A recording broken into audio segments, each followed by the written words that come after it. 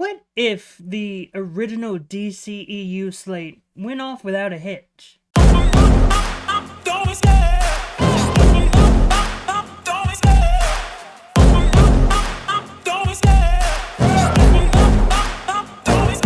I love the chase and the hunt, and I set the pace when I'm running. I always take what I want and I always give it 100. Don't need a bank, no I'm funded. Play the game like it's nothing. I'm always thankful for something. Don't take for granted, stay humble. Now wake up!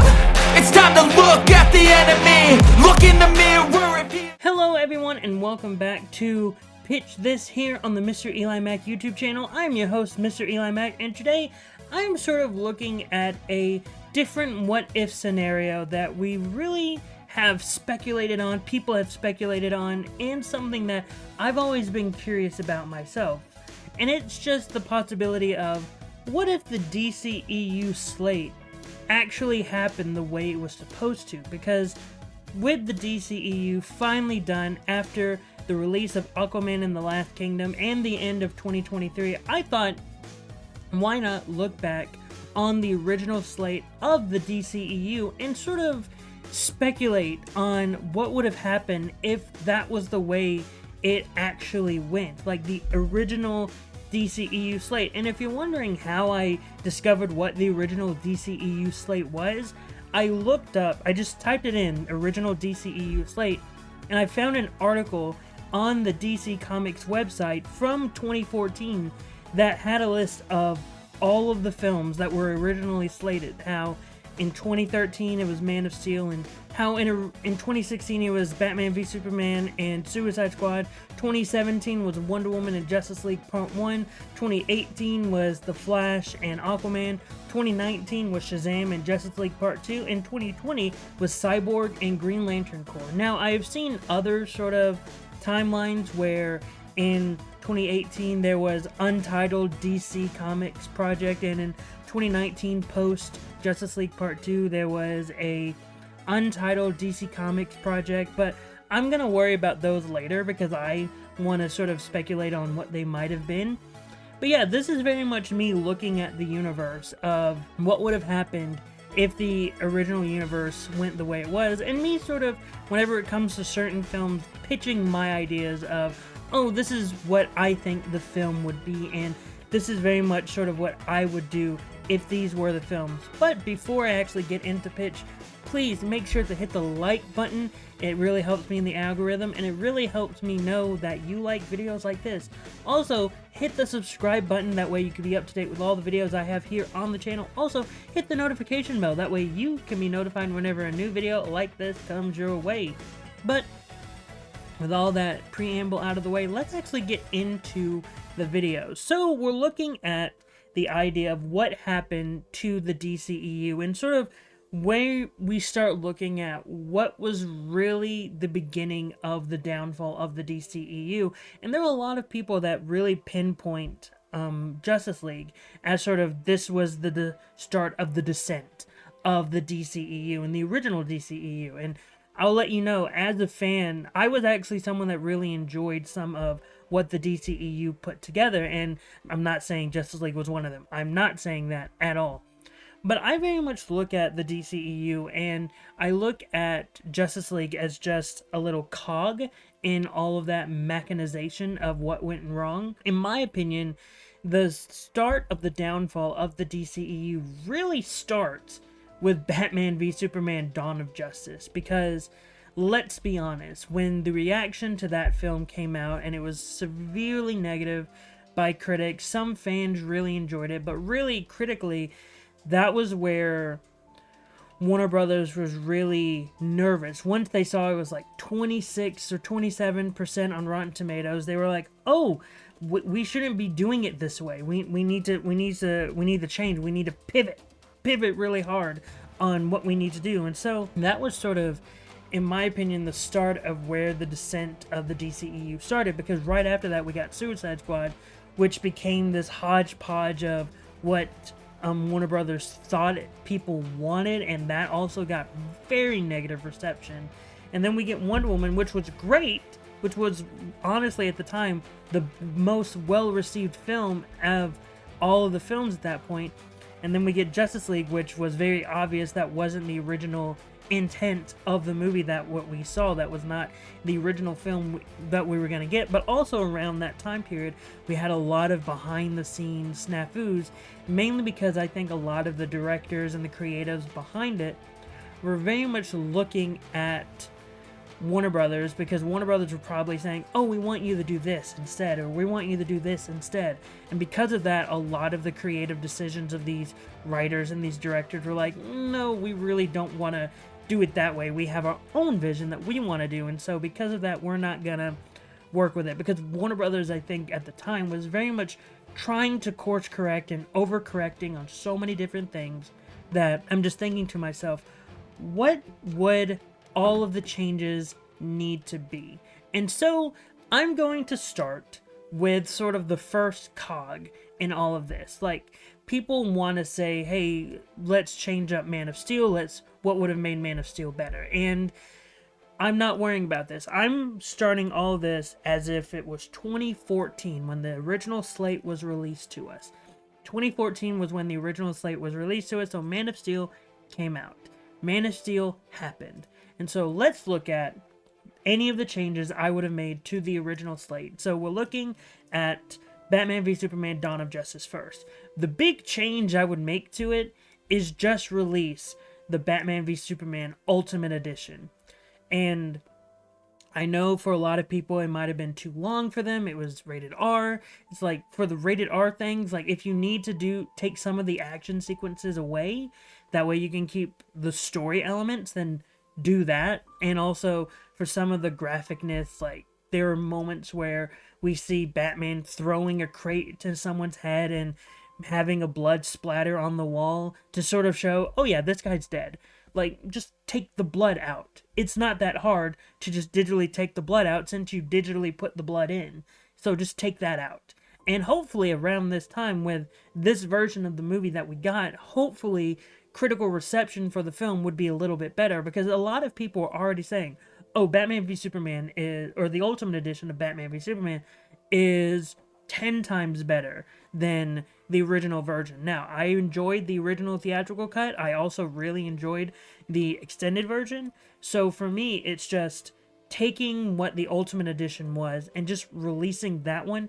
Maybe cut back on some of the action sequences, because they're saying a lot of the reason why it was rated R was because of a lot of the violence in the film. So cut down on some of that, take out some of the blood in some of those sequences, and then yeah, have that be your film.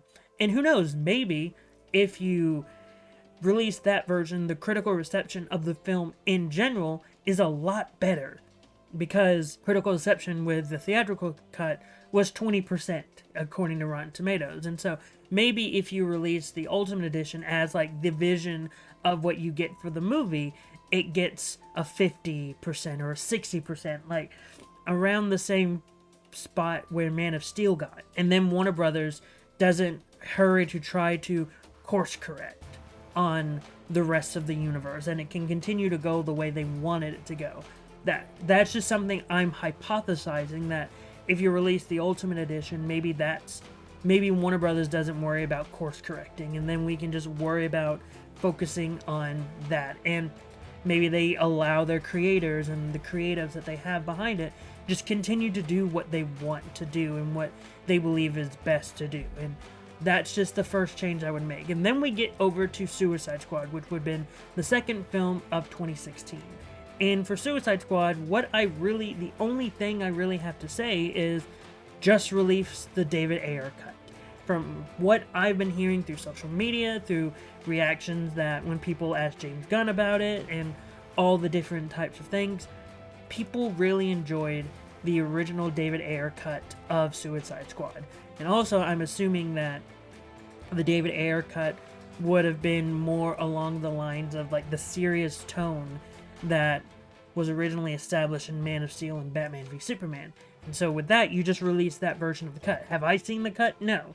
But I'm just basing it off of everyone's reaction to the people that have actually seen it, like David Ayer and a lot of people behind the scenes that have actually seen his version of the film. It's a better version than what we got. Like, the things that we're not going to be able to change is Jared Leto's version of the Joker, like how he looked. Like, that's something we're not going to be able to change, because that was established in the film. But he did have more of a presence in the film, having more to do with the Harley story, and him very much being more of a villainous character instead of being someone that's a little lovesick and more of a love puppy, more establishing like, oh no, the Joker is an abusive character, he doesn't love Harley. And that's sort of the character that we would have seen in, from what I've been hearing from David Ayer's cut of Suicide Squad. Also, probably a lot of the thing, like, again, I haven't seen David Ayer's cut. They haven't released David Ayer's cut. There are currently talks about potentially releasing David Ayer's cut, with James Gunn saying that he's met with David Ayer and very much potentially getting that version of the film out of the way. And David Ayer also has very much spoken on Twitter saying he just wants closure and he wants his version of the film to be released. And so maybe we will get it eventually, but in this universe that I am positing to you all, I am just saying, like, that's the version that we get in theaters anyway. And so now we move over to Wonder Woman. And are there many changes I'm going to make to the 2017 Wonder Woman? No, not at all, because Wonder Woman is basically a perfect superhero film. The only major change that I'm making, and I know it sounds sacrilegious to say that I'm making a change to Wonder Woman. The only change I'm making is the third act. And that's because it was almost universally stated that the third act just turned into a CGI fight. And I think a lot of people, if they had the opportunity, would not have a CGI fight at the end. In fact, there was a great video that I watched years ago from Nando v Movies, and just basically the change he would make to Wonder Woman, and that would just be the final third act fight. And I'll put a link to that video in the description, that way you can all see sort of what I'm talking about. It's a great video. It's a great version of how he would change that ending, and that he even said that would be the only thing he would change in the film. And I think if that's, of all the things in Wonder Woman, if that's the one critique that we have is just the third act, then go ahead and make that slight adjustment to it, and then that way we can have the perfect Wonder Woman film. And that's sort of like the only thing I would do to change it, is just that third act. And then I'm going to move over to Justice League Part 1. What am I going to do for Justice League Part 1? Simple. Just release Zack Snyder's Justice League. However, make it a 2.5 hour cut. Make it 2.5 hours. That we don't need 4 hours of a movie. We don't need that. There were a lot of times when I was watching it, though I loved that it was 4 hours and I loved the entire thing. I remember I woke up, like, the day it came out, I woke up early in the morning and I watched the entire thing in one sitting. And I was just thinking to myself, man, this is great for, like, a streaming service. If it was actually a theatrical movie that would be, again, released in theaters, you would need to shorten it to 2.5 hours. That, at minimum, 2.5 hours. And there have been multiple fan edits that I've seen. Like, there was one that I saw that was a fan edit that I believe, like, if I'm going to rewatch Zack Snyder's Justice League, and that would be sort of considered movie length, that's the version I would watch. It was a good 2.5 hours, and it kept all the major beats from Zack Snyder's Justice League and just made it 2.5 hours. And I think that, if anything, that just shows that you could take Zack Snyder's film and just condense it to 2.5 hours, like that 4 hour cut.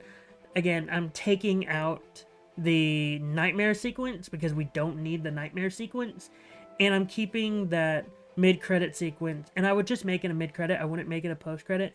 Just making a mid-credit sequence of Lex Luthor telling Deathstroke that Batman is Bruce Wayne. I mean, it's that simple. Just keep that in the mid-credit scene, and then we're off to the races and what we could potentially do in the future.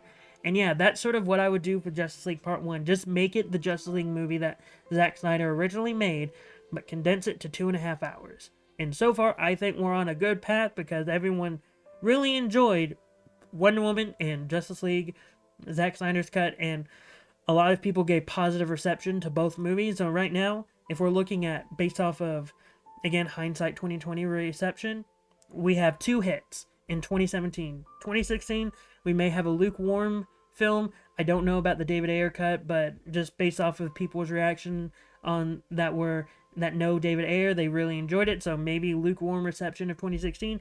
2017, 2 hits right there. So now we move over to 2018 with The Flash and Aquaman.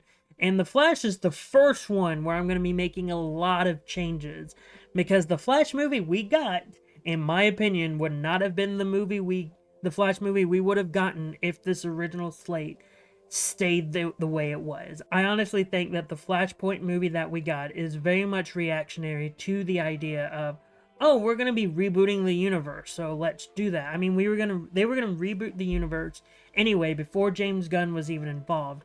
It would have just changed to where Batgirl and Supergirl were more main focuses than Superman and Batman, and Michael Keaton would have been the Batman of this new world that we were rebooting, and just that's what would have happened. But then when James Gunn came involved and did the DCU, they were like, oh, now we have like an actual new universe that we're rebooting towards, so we're just going to have this sort of be just a hard reset type thing that is going to be in its own little pocket universe over here. And so the plot that I'm putting forward is that it's the Flash, and the main antagonist is Gorilla Grodd. Gorilla Grodd is someone that we've seen in the Flash TV show, but he's someone that I think would be very interesting to see in live action. I think it would be very fun to see Gorilla Grodd in live action, and we would have little bits of Captain Cold, Heatwave, Captain Boomerang would reappear after Suicide Squad, and we'd have them be little side villains that we would see Barry taking out. And I'm trying my hardest not to reuse the pitch that I did for my What If the MCU with the DCCU. I'm trying really hard not to reuse that. And so over here, it's just Barry fights off common bad guys, common crooks with Captain Cold, Heatwave, and Captain Boomerang. Gorilla Grodd is our main antagonist. There would be a love story between Barry and Iris. Like, by the end of the film between them, I'm just going to go ahead and get that out of the way, they would end up as a couple by the end of the film. And ultimately we would have, like, this would be sort of the main third act, would be Gorilla City coming over to destroy or take over Central City, and it would be Flash teaming up with Captain Cold, Heatwave, and Captain Boomerang to take out the gorillas of Gorilla City, and Flash defeating Gorilla Grodd. And that would be that story. That would be the main plot of that. Very much taking inspiration from the New 52 comic book arc, Flash Guerrilla Warfare, where in that story Gorilla Grodd and Gorilla City start taking over Central City, but Flash has to team up with the Rogues to stop the gorillas. And I just like the idea of some of Barry's villains having to team up with the Flash and save the day, save Central City, and then Barry can be like, okay, I'll give you a head start. And sort of like how in the end of Justice League Unlimited, the final scene where it's just Batman, Superman, and Wonder Woman being like, oh, I'll give you a head start, and the villains run away. And that's sort of the direction we would go with that. Also, I would also have, by the end of the film, Henry Allen discovers that Barry is the Flash. Because I just like the idea of Barry discovering, or that Henry discovers that Barry's the Flash. And so yeah, that would just be what I would do for a Flash movie. And also, I just like the idea of having Gorilla Grodd as one of the main antagonists.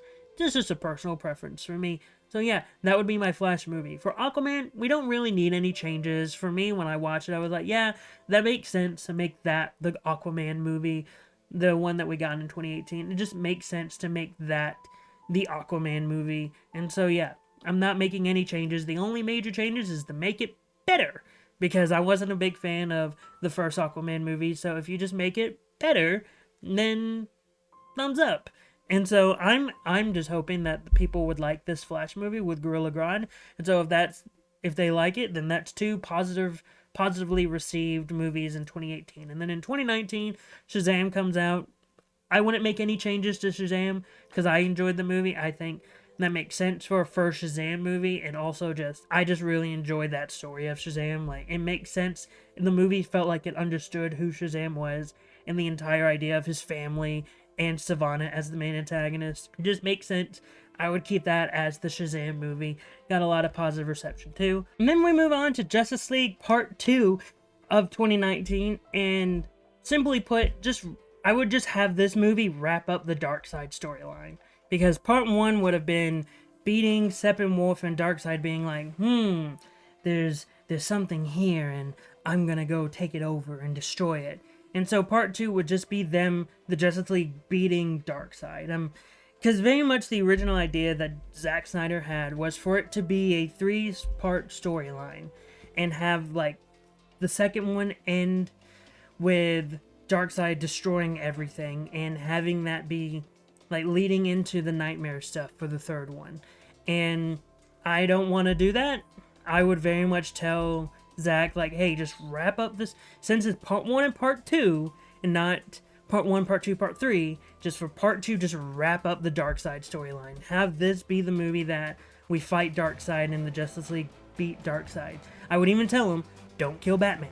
Don't kill Batman yet. We still have a lot of mileage that we want to do with Ben Affleck. And that would sort of be the direction that we would go. The Justice League comes together again and beat Darkseid. We have other heroes that we could have introduced throughout the show, throughout the time. Even have some of the villains that we had. Have Suicide Squad be a part of this hero team and save the day, beat Darkseid. You know, just stuff like that to sort of fully wrap up this Darkseid story and have that be the end.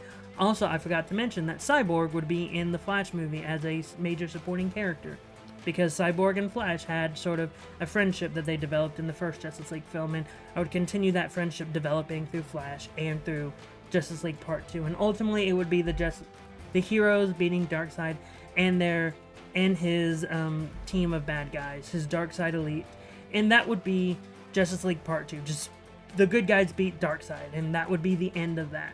And then we move on to the 2020 movies, which would be Cyborg and Green Lantern Corps.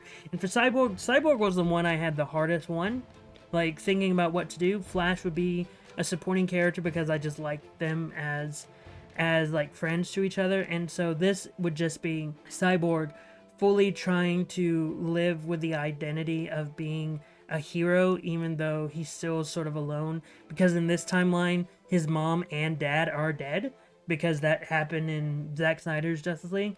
And so we're still living in this timeline where Cyborg is still sort of alone, his family is dead, and so it would just be him sort of on a walkabout trying to discover who he is and discovering himself in this world, and very, very much being a sort of supporting character to it all, and being like, hey, everything's okay, everything's gonna be quite alright, and that sort of time. And the main antagonist, because I can't think of anyone else that Cyborg could have as the main antagonist of this film, would be Gizmo, and I would just have Gizmo be someone that originally Cyborg doesn't look at as a major threat, and then you just discover, oh, Gizmo's been inventing his own sort of robots and cyborgs, and we can introduce other cyborgs and robots that exist in the DC universe. Maybe have Amazo be a major threat that was created by Professor Ivo, but Ivo died, so Gizmo is now controlling him, and you can have Cyborg versus Amazo.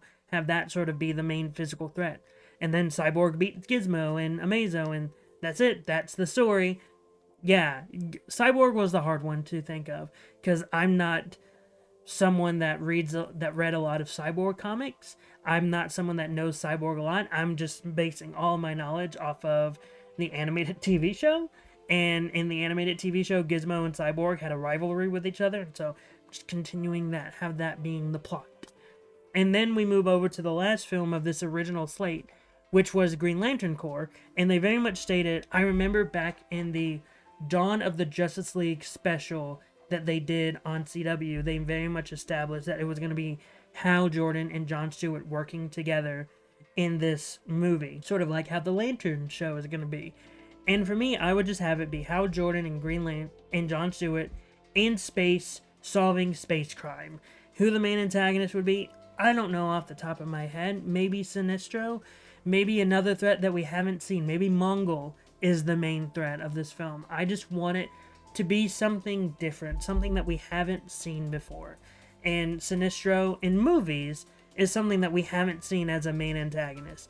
Or maybe the main antagonist is a member of Darkseid's elite that survived. Maybe I almost said Steppenwolf. He was dead by this point. Maybe Desaad survived Justice League Part 2, and we're sort of trying to defeat him. They're trying to defeat him, and before he creates a new version of Apocalypse.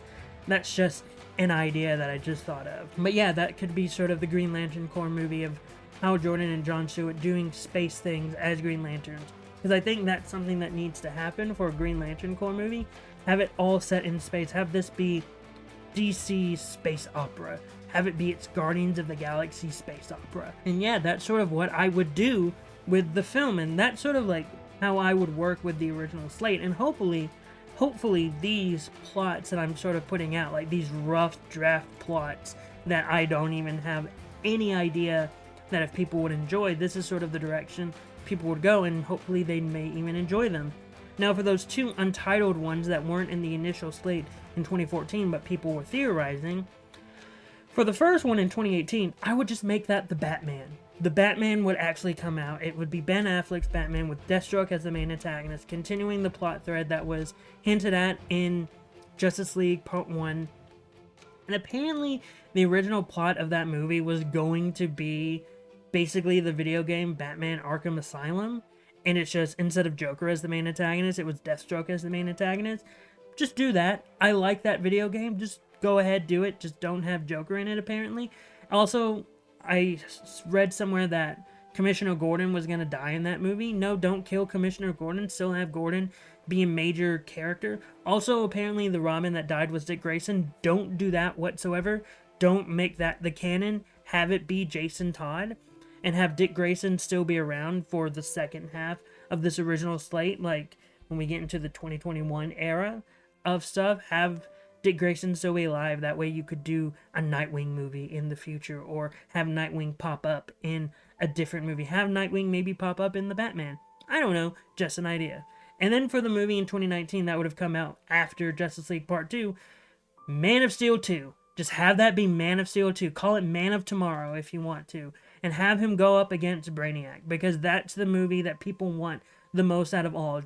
People want Brainiac in a movie, and they want it to be a Superman movie. Just do that for the second Superman movie. And just have that be post Darkseid, post all of this, another threat from outer space is coming to try to destroy Metropolis, and Superman is having to fight Brainiac.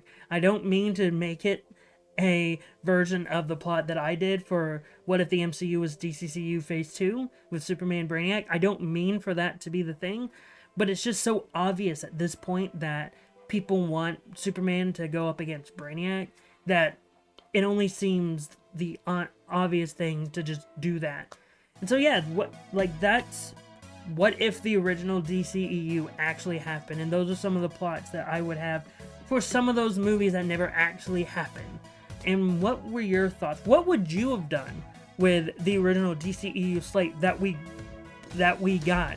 Don't try to make it like, oh, I would change this movie, like Batman v Superman wouldn't have happened, like Batman would have happened, the Batman would have happened first, and then we would have gotten Batman v Superman. No, you have to base it on the slate that we got in 2014. That is the exercise that you have to follow. Also, what did you think of my plots for these films? Whenever your thoughts, post them in the comments down below. Also, don't forget to hit the like button, really helps me in the algorithm, and hit the subscribe button, that way you can be up to date with all the videos I have here on the channel.